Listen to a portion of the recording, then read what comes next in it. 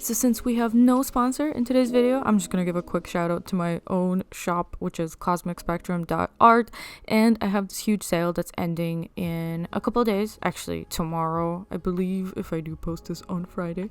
So if you want to check it out, please do. The link is in my description. So I have a Wednesday fan art for you guys. I haven't done fan art in ages, and I actually haven't done a finished illustration in ages as well. By ages, I do mean like a couple of months or something like that. But anyways, yeah, here it is. And in this video, I'm just going to tell you briefly about the process that I used to complete this illustration, why it looks the way it does, what I plan to do with it, and I'm also going to throw in my own little review of this series, which I did enjoy quite a bit, and I will tell you why. I don't think it was perfect by any means, but I think it totally exceeded my personal expectations, and I am kind of a fan as a result. It's a bit of a bandwagon move to do fan art, and I don't really do that all that often, but I can totally see why people are doing so much fan art of this show, because I think it does come pretty close to like visual perfection as far as my preferences go. So yeah, I am more than happy to join in on the bandwagon this time around.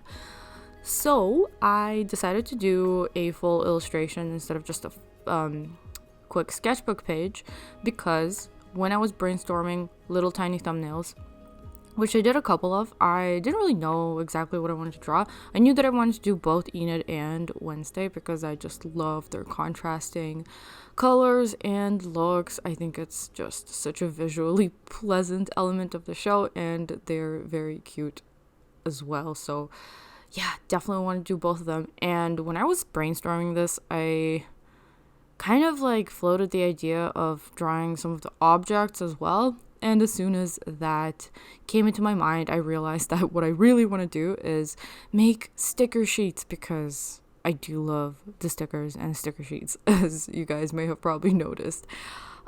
Yeah, so I like to do these type of compositions.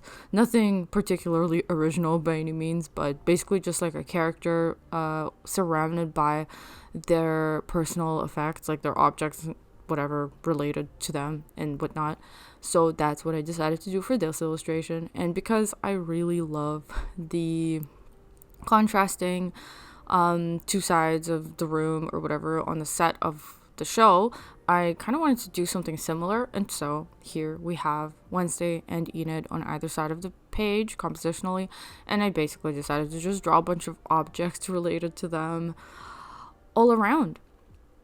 And the reason why I like to approach this kind of stuff digitally first for the sketch is because it is kind of annoying to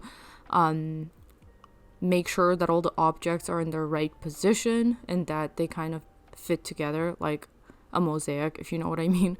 I like to do that digitally because it's way faster and it's easier to move things around. And so I did the whole sketch in Photoshop, and I decided to record the screen just to show you guys my hand instead of just the boring screen recording, which I sometimes used to do back in the day. It is actually way easier to do this as well, because when I have a camera, for some reason it's easier for me to remember that it's there. But when I record the screen, I've actually done this thing before where I forgot to turn off the screen recording, and it actually recorded for like a whole day, and then the file got corrupted because it was gigantic. Anyways, that's kind of a sad story there. But yeah, so in terms of the process, I'm just going to go ahead of what you're seeing on the screen because I don't want to spend the whole video talking about the process. It's relatively similar to some other illustrations that I've done in the past, as you can find on my channel very easily. So after I finished the sketch, which I essentially set up to print out and fit on underneath a 9x12 sheet. So I mean, the most that my printer can do is 8.5x11, which does perfectly kind of fit under a 12x9 9x12 watercolor paper or whatever paper I'm using sheet. That's what I did. I don't know if that was completely redundant, but to explain, but anywho, yeah, I just use like a black and white printer. It's nothing special. And when I printed this out, I actually ended up cutting it up just a bit, just to give a little bit more space around the characters, but all in all, it was very similar. So I'm still glad I used Photoshop to make the initial sketch. So after that, after printing it out, I transferred the sketch over to the paper of choice, which I don't even know what paper I ended up using for this, because unfortunately I was running low on paper in a bunch of different pads, separate pads that I couldn't remember which one was which. So I ended up picking a paper that actually wasn't the best, which is regrettable. And by not the best, I mean when I was erasing some of the lines, some of the pencil lines that I had on the sheet or whatever, it did kind of damage the paper quite a bit. And I do think that it's because it was cheaper paper than the higher quality stuff that I typically use these days. So yeah, it's mystery paper. I don't know where it came from or what it is, but it is smooth, so it's not watercolor paper. Anyways, so I transferred or traced the original sketch onto this new paper using just a regular pencil. I think I used an H pencil, I believe. I like it because it's very clean. And yeah, I actually skipped quite a bit of this process in terms of recording it, because I do think it's a little bit boring to watch. So as you can see, I've already outlined the main characters, or the characters at this point. I'm just showing you how I did it, how I approached it in regards to the objects around them. And as you can see, I don't always follow the sketch exactly. In fact, I deviate from it quite a bit sometimes.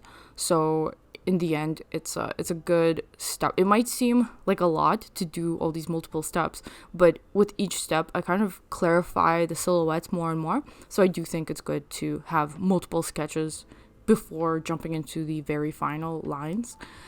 So at this point, I started inking the drawing with my trusty G-nib. It's my favorite inking tool, and thankfully it wasn't too dry in my condo, so it did not dry out right away. And yeah, I just used two different colors to ink the two girls. I used black with a little bit of blue mixed into it for Wednesday, and a diluted brown color for Enid and her stuff, just to keep the color schemes very separate, which I think was a good decision. And then I went in, I mostly stuck to the black / blue ink for all of Wednesday and her objects and all that. And I used watercolors for Enid. And then I think afterwards I just pretty much finished off some of the details with colored pencils, as I like to do. And that is all. That is a very typical process for me. If you're interested in this process, like a little bit more of a detailed explanation, I do have other videos using a very similar process, like all over my channel. So there's that. And obviously I dropped the ink at some point, which is something I tend to do almost every time when I'm working on a finished illustration. But thankfully I have the result. So yeah, this one wasn't that bad. It kind of landed in the perfect spot, actually, because I was gonna cover her hoodie with the ink, like, because it's so dark anyway. So yeah, it turned out all right. It would have been a disaster if it fell on her face. So let's talk about the series. And at this point, just a quick disclaimer, there will probably be spoilers. And so if you haven't watched it yet, I would probably recommend it if that's something you like. And yeah, so turn off the sound now if you don't want to hear any spoilers. So I told you guys already that I really liked the show. It really exceeded my expectations. So first I'm going to tell you what my expectations were. And they were like, you know, kind of hopeful, but also ready for disappointment, because I've been disappointed many, many times by Netflix adaptations before, especially with like Archie and Sabrina, those types of shows. I used to watch a ton of like teen shows, I guess, with supernatural elements, as I'm sure a lot of us did when we were younger, but I still like to watch them because, I don't know, I guess I like to keep up to date with what's happening, and I always kind of expect to be similarly engaged. But as of recent times, those shows have been really falling short for me in terms of just how nonsensical the storylines tend to get and how terrible the character acting / writing tends to be. But as a result, like I said, I didn't have very high expectations for this show. I thought that it might be very similar to the recent shows in this vein, which Netflix has made a lot of, I think. But I was very pleasantly surprised. But before I talk about the things that I liked, I will tell you what I did not like about the show, because I don't think it was perfect, and I think it could have probably been better. But, I will not complain. I think it was pretty good and pretty great, actually, all around. So the first thing I had a major issue was the ending. I think that it was wrapped up like kind of haphazardly and really quickly. I don't know, maybe it's because I was a little bit distracted when I was watching the last episode, and I did binge it in one day, but there was a lot of really strange things going on in the last episode. Like, one of the things that I seriously don't understand is why the main villain had magical powers that seem to have like no constraints whatsoever. Like, at no point did they really explain why he could do, like, I don't know why, like, why was it a wizard? I don't get it. Anyways, aside from that, I don't understand why everybody just kind of fled when he was attacking the school, because I mean, like, as a school with a bunch of supernatural creatures, wouldn't you think that they can probably take him on somehow? So yeah, those were some big questions for me. And another thing was the really strange, like, coming back to life situation for Wednesday. Like, I don't even know why he stabbed her in the first place. I guess it was a little shocking because I didn't really see that coming. But the fact that she came back to life like literally seconds later and for no discernible reason, I thought was like, I don't know about that. It wasn't very climactic. Yeah, but I can forgive all that because I typically don't watch shows in order to like witness the great ending. As a general rule, I don't like endings in most shows that I watch, so it's not a big deal. But I think one of the other things I think was kind of strange in the show was the two love interests. Like, you know how they always set up this weird like love triangle thing? Most shows for some reason have it, like in this vein, shows in this vein. And I think like, oh my god, those had to be like the most bland love interests of all time. Like, especially the cafe guy. I mean, come on. Like, the one thing that seemed to work for a while was the fact that Wednesday was completely not interested and just ignorant of the whole romantic situation, which I thought was fine. I don't think it's weird that there was some sort of romance thrown in there, because I don't know, it kind of made sense, and the way that Wednesday reacted to it also made sense in terms of her character. But things went really strangely when she appeared to be also interested in that one guy from the diner, which is like, why? Like, what happened? What was so different about him all of a sudden? Like, he was super boring the entire time, so I don't know. That was strange and inexplicable, but yeah. And I also have kind of like a personal peeve for storylines that include this like this Puritan settler witch trials where some little girl gets blamed for being a witch and then gets like, any number of ways that they used to deal with witches, either burned or like drowned or whatever. Man, if I had like a dime for every time they used that storyline, I swear to God, in every single movie that has something to do with witches, this tends to just come up. Like, even in the comic that I illustrated, the graphic novel, it's the exact same thing. It's like, hundreds of years ago, there was this little Puritan girl who was like burnt at the stake or whatever, and that's why a bunch of things happened afterwards. So, not like a huge fan of that particular plot line, but it's very tropey, but I suppose it's fine because, I don't know, I guess there aren't really a whole lot of other avenues to explore when it comes to the whole Puritan, settlers thing when it comes to witch trials. But yeah, another thing I kind of didn't like was the one episode that they completely ended up dedicating to Gomez and Morticia. I do like the casting. Actually, I like the casting for the most part for the whole show. So I have no issues with that. Like, I heard that some people didn't like the casting of Gomez, but I don't know, I thought it was kind of refreshing. Like, it was very Burton-esque too. I think it really worked. But yeah, so the fact that they spent like a whole episode on them, sort of, and just all the parents like coming over, and the weird, I don't know, it seemed like the episode was a little bit offbeat in comparison to the rest of the show, and I found myself being pretty bored by the end of that episode, so it was probably my least favorite. And I do understand why it was thrown in narratively, because it set up a bunch of stuff and it explained a bunch of stuff, but overall not my favorite. Could have probably skipped it. But yeah, so before I run out of time talking about things I don't like, to make it sound like I didn't like the show, which I did, actually liked it quite a bit, I'm just gonna quickly talk about the things that I did like. And the first thing, my favorite thing, is of course the visuals. I think the visuals were pretty much perfect. I love this type of aesthetic, and I think the costume designs especially really stood out to me.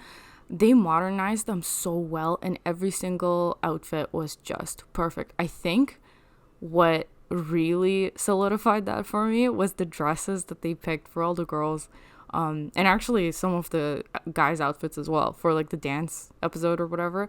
Man, those were just the perfect dresses, especially for Enid. It was the cutest thing. And yeah, aside from that, like I mentioned, I do like the casting for the most part. I think was really good. I think the pacing was nice. Like, it was pretty engaging for the most part. As far as my experience goes, I don't think there were any like horrible, boring lulls with like super irrelevant subplots or whatnot. It's like a pretty common I guess way that shows tend to annoy me sometimes. Yeah, like they definitely did start shoehorning some subplots in that didn't pay off at all in the first season, but I'm pretty sure that was just set up for the second season. So yeah, one of my favorite aspects of the show, and what actually I think sets it so far apart from all the other teenage shows as of late, is that they, for once, finally did not over-sexualize the goddamn teenagers. You know, they actually looked kind of like teenagers for the most part. And yeah, they didn't wear like any super skimpy outfits, and they weren't like all over each other strangely. Like in some of the shows, it's actually like they go way too far on like over sexualizing teenagers, and it's something I think is really kind of off-putting to me personally. And I loved that they completely steered clear of that in this show, and the little bits of romance that they peppered in was actually believable as teenage romance. So that's kind of nice and refreshing, as sad as it is to say. Yeah, and I do think they did a great job with Wednesday's character development. Like, she did experience a little bit of a change near the end. It wasn't anything drastic, but I think it was nice. Overall, the whole thing was nice, and it was fun. And I am very excited about season 2. And yeah, like I said, it was a pleasant surprise, because I expected it to be similar to like Sabrina and Archie and those shows. But to me, it was actually very different. And it shows that things can still be done right, at least in my opinion. So yeah, I hope you guys enjoy watching the process of this. I hope you enjoyed listening to my little rant of a review about the show.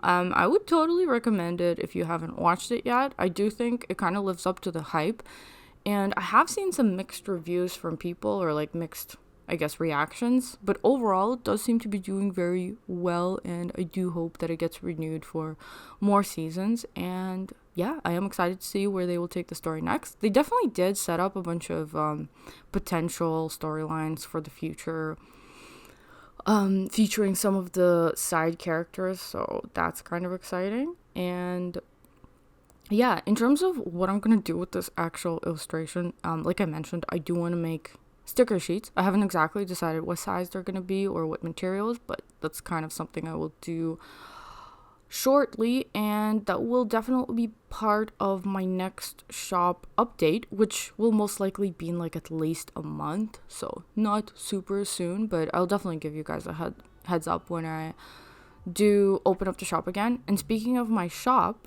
it is currently having a sale, and there's only like a couple of days left, depending on if I'm gonna make it posting this video on Friday like I'm supposed to, or if I'm gonna end up posting it on Saturday. There will be either one day or it will be the last day of the sale. And if you wanted to snag something from my shop, it will be the last opportunity for some of the prints. I'm not sure which ones I'm gonna get rid of yet, but it'll definitely be like a big chunk because I want to seriously downsize my inventory and clear it out. And I will have the shop closed for about a month until the next update. So yeah, if you want to check out my shop, it's cosmicspectrum.art. So yeah, I hope you guys enjoyed watching the process of this video and listening to my voiceover, and I will see you in the next video. Bye.